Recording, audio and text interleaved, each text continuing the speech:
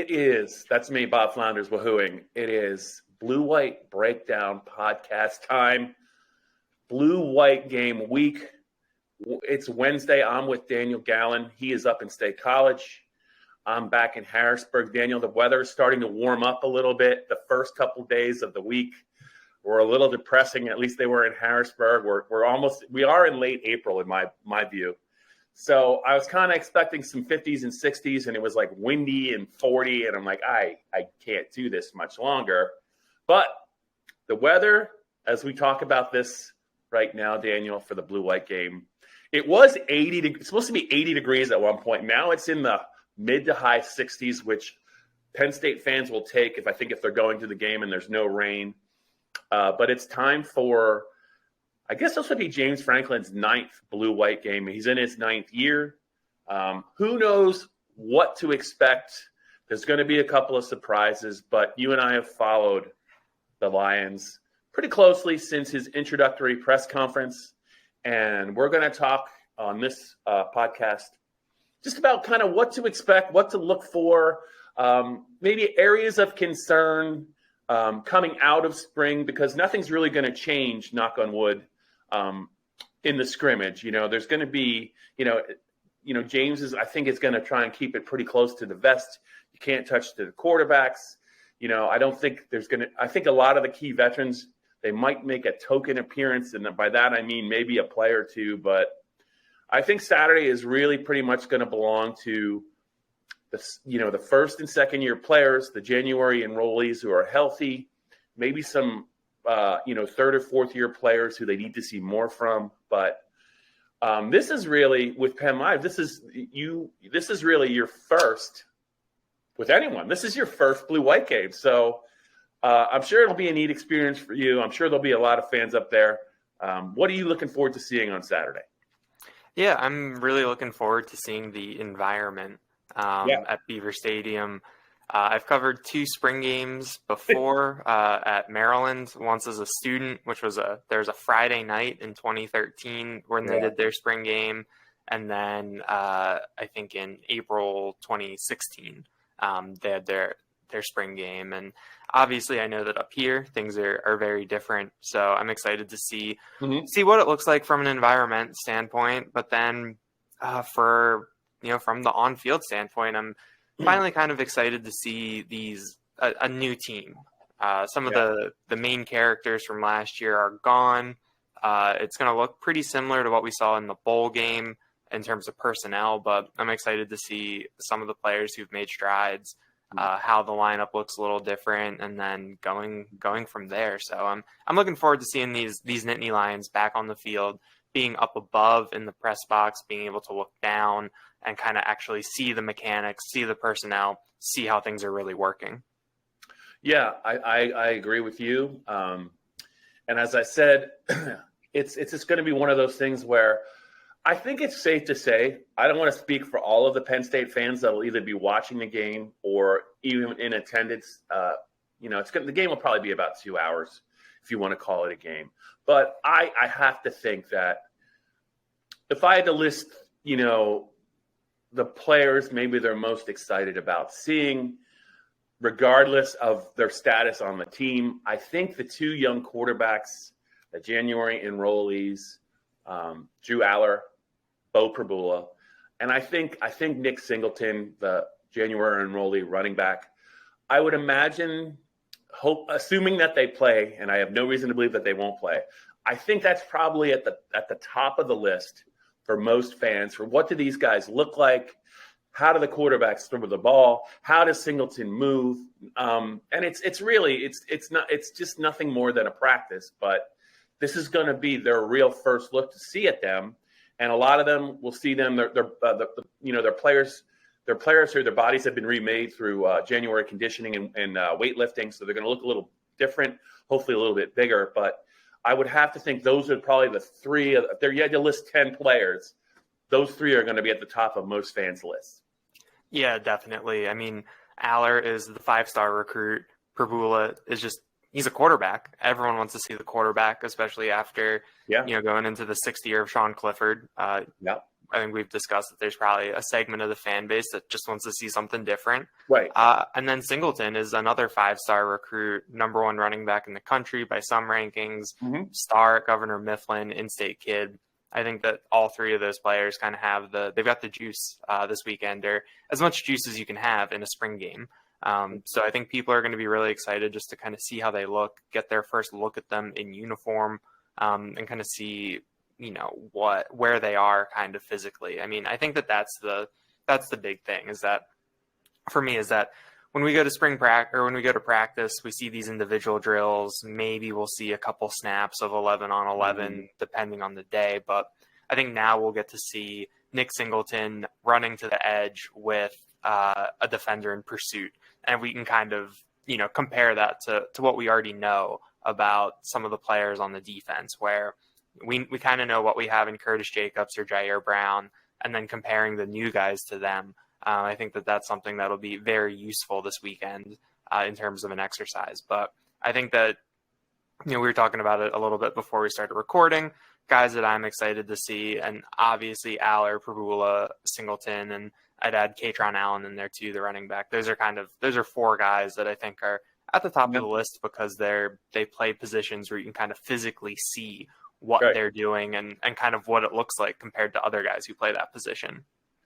Daniel, I think later in the week, you and Dustin Hockensmith will get into some recruiting, some Penn State recruiting, and maybe mention, because this is Wednesday, and, on social media, we're starting to find out more and more who might be in Happy Valley for the weekend or up for the blue-white game. Maybe there'll be a nice little list, or you'll have a list ready of maybe some of the potential targets that'll be on campus either Friday or for the game. I know some former players always come back. That's neat to see, for the blue-white game as well. But for this podcast in particular, I just wanted to go through. First, we'll start with some players that we're probably eager to see. But I have to say this.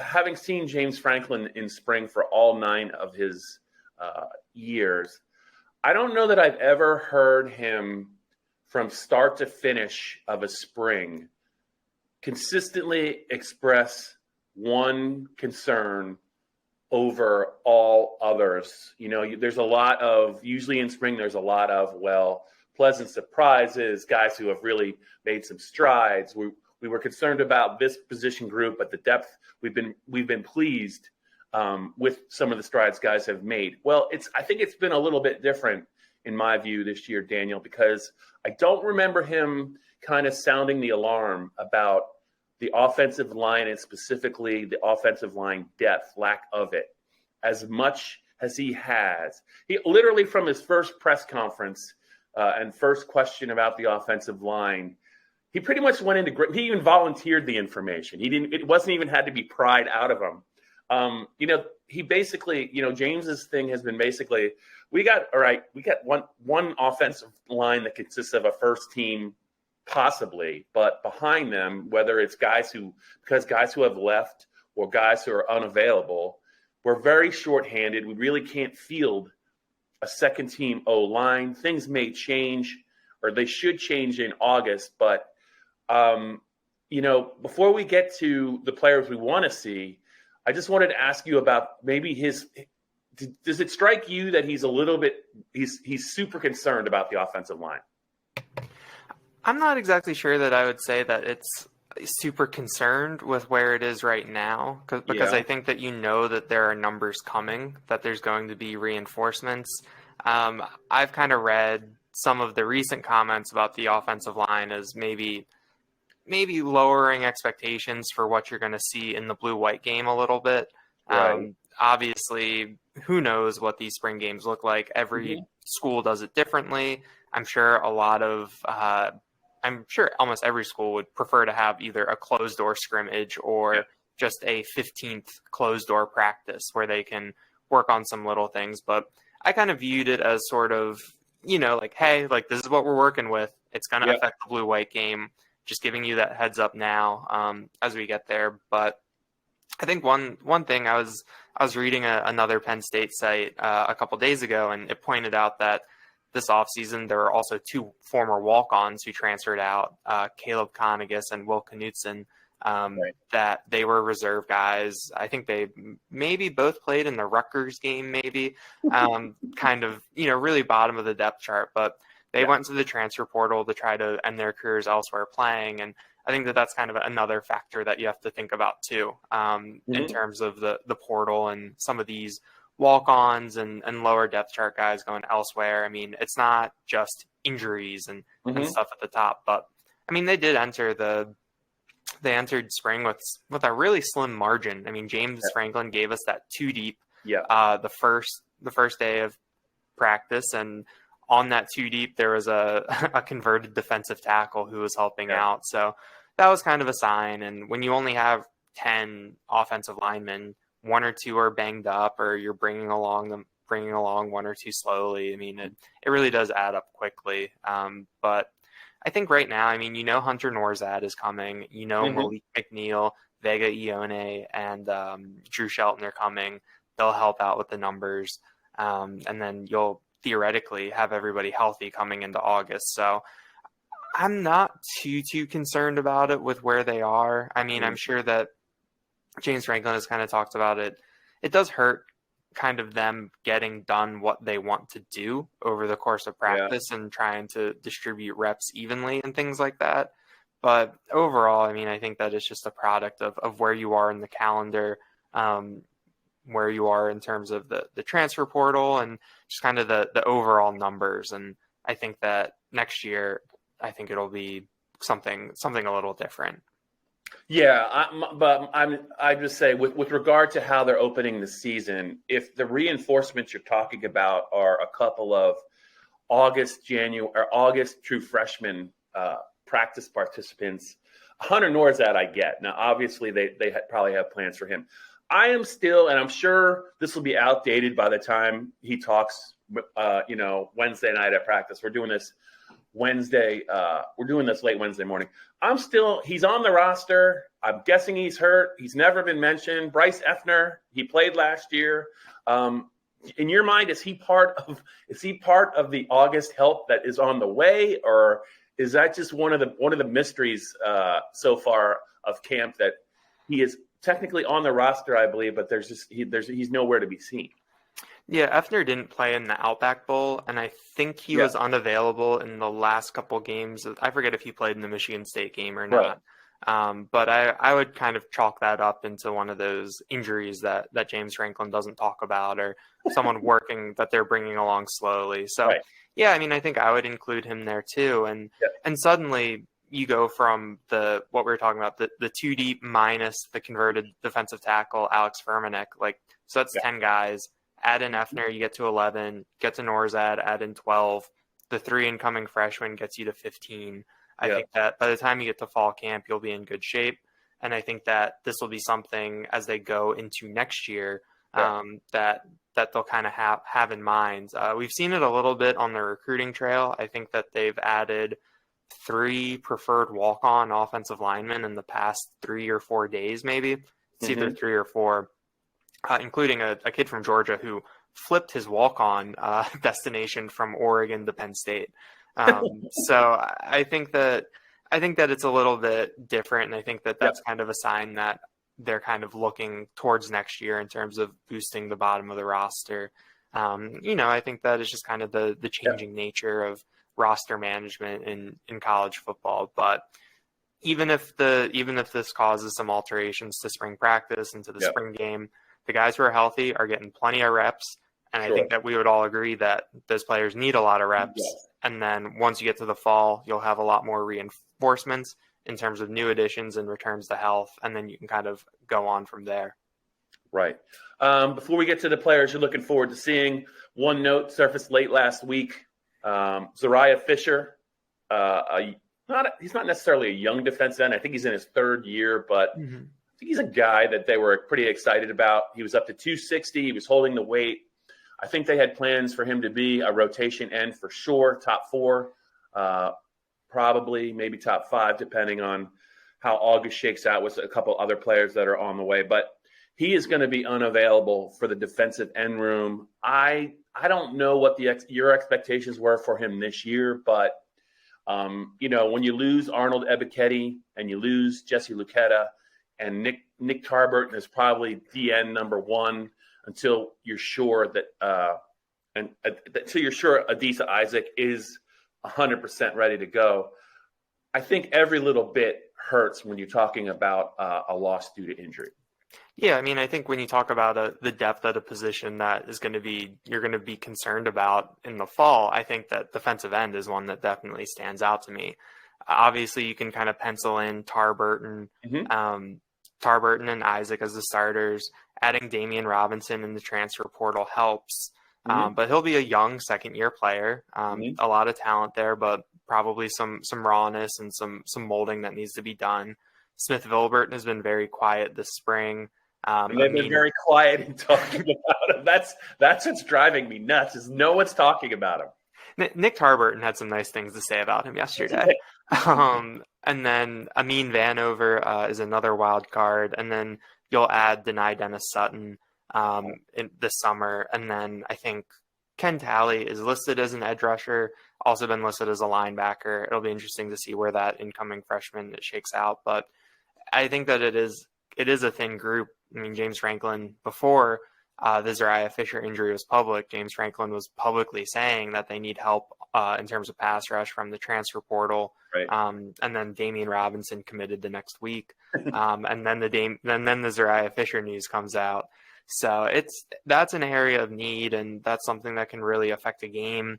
We saw, Arnold Ebiketie had more than a third of Penn State's sacks last year, and a lot of those sacks came in really, really big spots. Yeah. So Penn State is going to need that pass rush to step up. Nick Tarburton said yesterday that that's an area of his game that he's really focused on this offseason. And he had one sack last year, and I think it was in the bowl game. So I think that that's something that he said that he really wants to get better at, working with John Scott and Deion Barnes and hoping that kind of comes around and can help off the edge. Yep.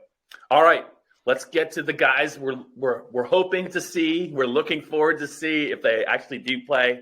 I'm gonna tee you up because I know you want to talk about him. Zakee Wheatley, defensive back, making the switch, corner to safety. I know he's on your list. Your thoughts on him and what they said about him this spring, and maybe some other players that you're probably going to have on your list for Saturday's game.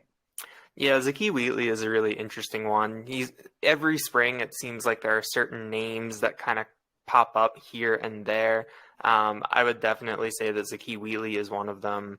Nick Tarburton called him a bit of a ball hawk yesterday. He said that he thinks that Wheatley might be leading the defense in interceptions this spring. So I think Wheatley's number one. He's the redshirt freshman from Archbishop Spalding in Maryland. He converted from cornerback to safety earlier this year. He's a bigger kid at 6'2". I don't have his weight in front of me, but I think that Penn State kind of looks to size a little bit at safety. I think Nick Tarburton said that he's not afraid to really mix it up in the run game either, which is what you like to see from Penn State safeties. And so that'll be interesting. I think that we talked about that spot next to Jair Brown that we've mostly kind of been, okay, Jalen Reed or Keaton Ellis. Wheatley coming in and making this kind of impression. Who knows whether or not he has enough to kind of overtake both of those guys, but I think that that's another interesting thing to see. I think it was James Franklin said he wants to have 4 safeties, preferably wants to have 6. And I think that once you add in the 4 newcomers, including Tyrese Mills, the JUCO guy, I think they'll be able to have 6 playable-ish guys back there, or guys that can be backups and play special teams. So I think that that's interesting. Jaquan Brisker's departure obviously leaves a really big hole back there that isn't going to be replaced by just one guy. So if Zakee Wheatley can kind of take a step forward, I think that that's a good start in terms of boosting that depth at a key spot. Yeah, I do like Jalen Reed. Obviously, I think he's almost, if he's still 210 pounds, he's almost that hybrid size that maybe somebody like Manny Diaz might covet. I think they're going to do some things differently with their safeties than Brent Pry did when he was at Penn State, but we're going to have to wait and see what that looks at. A guy that I am looking forward to seeing, not to circle back to the offensive line for a negative reason, but I think this was a big spring, and it's going to be a big August for Landon Tengwall. I know that Penn State has plans. I think they do for Hunter Norzad when he arrives, the Ivy League transfer who was a standout at the FCS level. When he arrives in August, you have Juice Scruggs, I think, locked in at center. So I think, and with Salim Wormley coming back off looks like it was pretty significant injury, I think Landon, it could come down to, there could be a scenario, Daniel, where they're going to start Juice inside and they're going to start Norzad inside, if not right away, but very soon, much like they did with Wilson last year. He came into the Wisconsin game and was a starter for much of the rest of the season. The third inside spot could well come down to either Tengwall or Wormley. And I think Tengwall, considering how highly thought of he was on the recruiting trail, considering how much bigger he's gotten, how much stronger he's gotten, he can play tackle, but I think guard might be where he fits best on this team, at least now. I think it's a big spring for him. I'm anxious to see what he can do, and I'm anxious to maybe hear either Phil Troutline or James talk about how they think the guards played in spring. But Tengwall, a guy that was really, really sought after when Penn State put together that recruiting class, is a guy to me that I'm going to be looking forward to seeing. Definitely. I'm in the same boat with Tengwall. I think that we've heard a lot of really good things about Olu Fashanu at left tackle. And if Tengwall can kind of hit that potential that has been teased out there, I think that the left side of the Penn State offensive line this year could be really young, which obviously youth can lead to some mistakes, but I think that it could be really talented and have a very high ceiling. In terms of more players that I'm interested to see, and going back to the defensive side of the ball, Kobe King and Jamari Budden, the linebackers, both of them were close to, we thought we were going to see a lot of them in the bowl game but Penn State elected to keep their red shirts. Kobe King is competing with Tyler Elsdon for the starting middle linebacker job.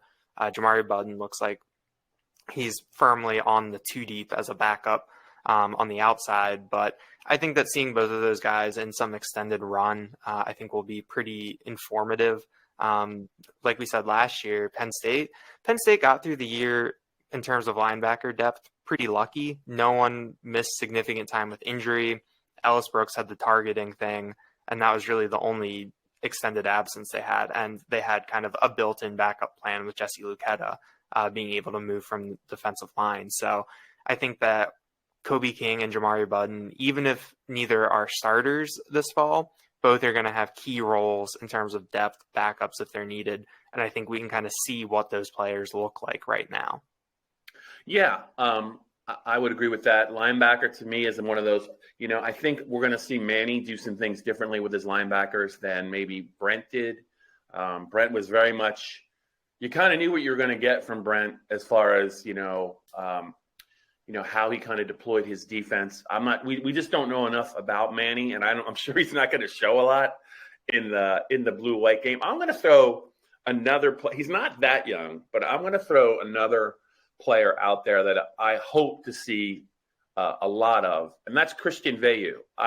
For a number of reasons. I mean, I think that both James and Mike Yursich made it crystal clear that Clifford was going to get not only was he going to be the guy, which wasn't a surprise, but I think it looked like he got a pretty heavy workload throughout spring. I think they wanted to make sure in the second year of Yursich's offense that he was ready to take that step forward. And I don't know what that meant, though, for Christian and the two January enrollees in spring drills as far as meaningful reps. We only saw them for very small sections of one practice a week.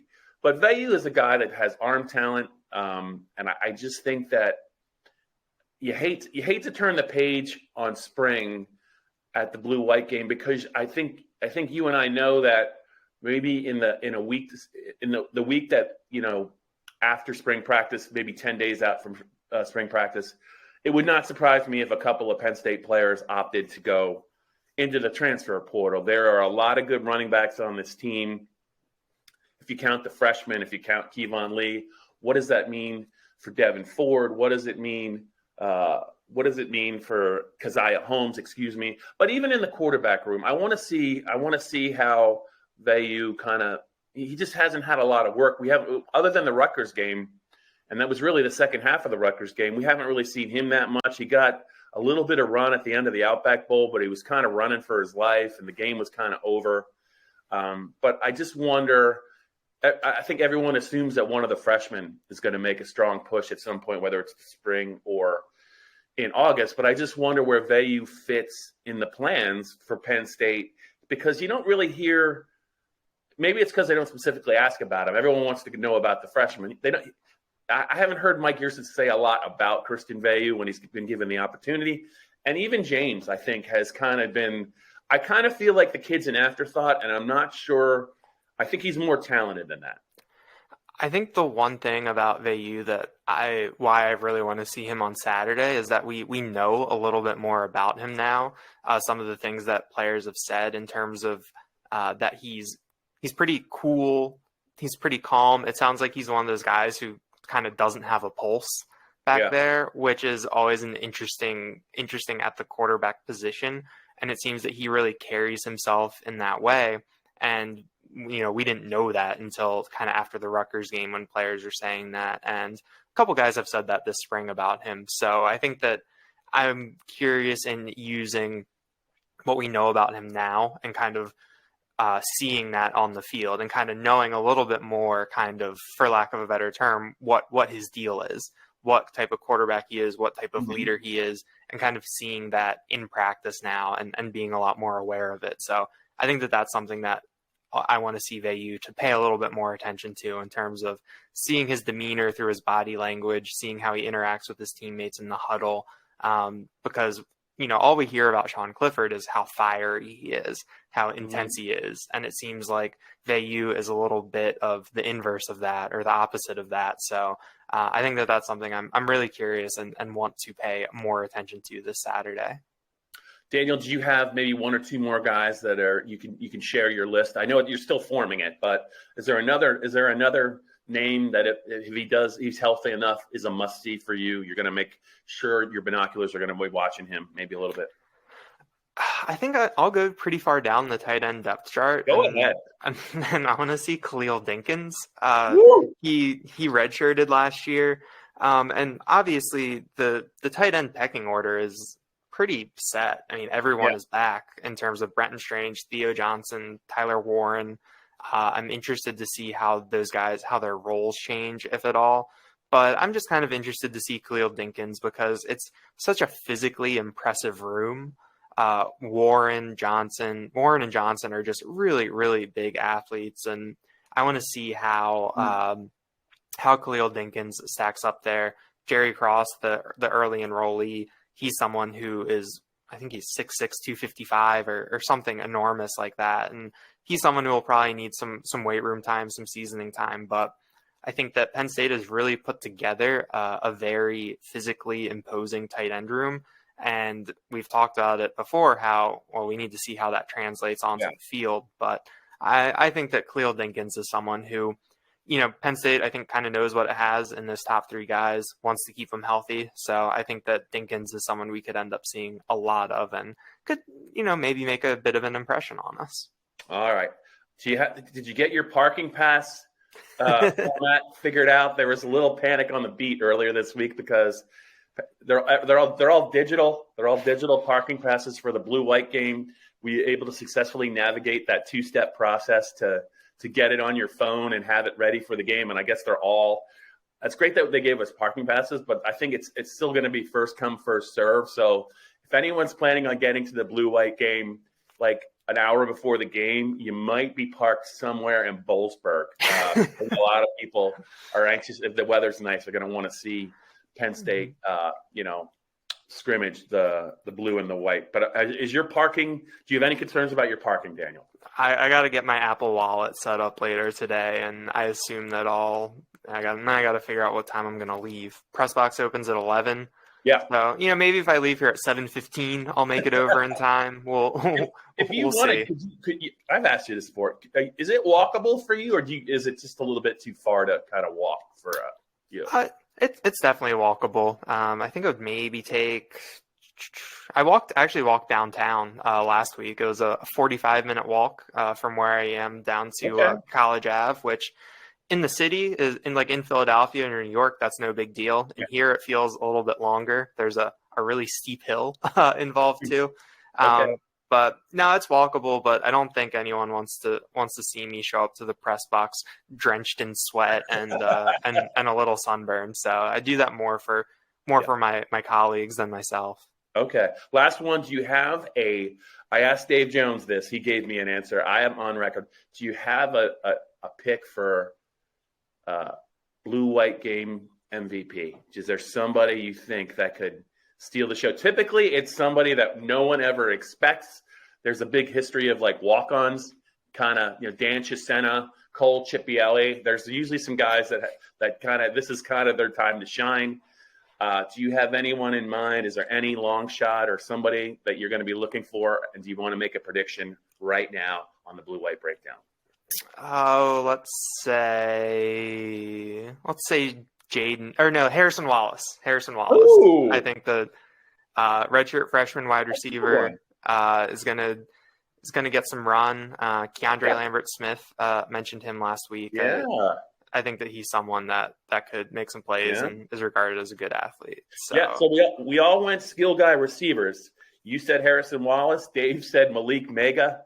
And I'm still going to go with Theo Johnson. I don't know how much he's going to play, but it's going to be an offensive guy, I think. So those are our picks. We didn't go with the chalk. We didn't pick any quarterbacks.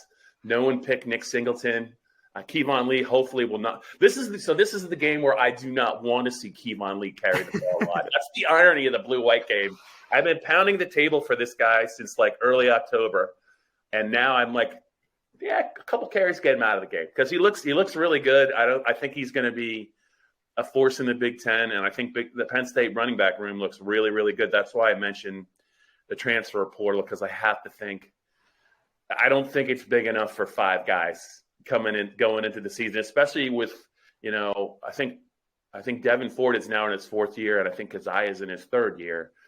I mean, if those other three guys look as good and they play as good as their teammates and coaches think, I think it might be decision time for at least one of them. But we'll see. That's what the post blue-white game, that's what the May experience is all about, is what's going on in the transfer portal, who's leaving, who's staying, and what are we doing for vacation in June and July. But now I know I'm boring our audience. Daniel, a pleasure. You and Dustin Hawkinsmith are going to talk about, I think, a lot about recruiting, maybe give some updates as far as blue-white game visitors, whether it's targets, verbal commitments, former Lions, whatever you got, feel free to share it with our audience. And I know between now and Saturday, you're going to have a great next couple of days. And you're going to figure out that whole parking pass, walking thing. And it's going to be, this is your first blue-white game. I want it to be the best one you've ever experienced. I hope so too, Bob. All right, you guys, take care.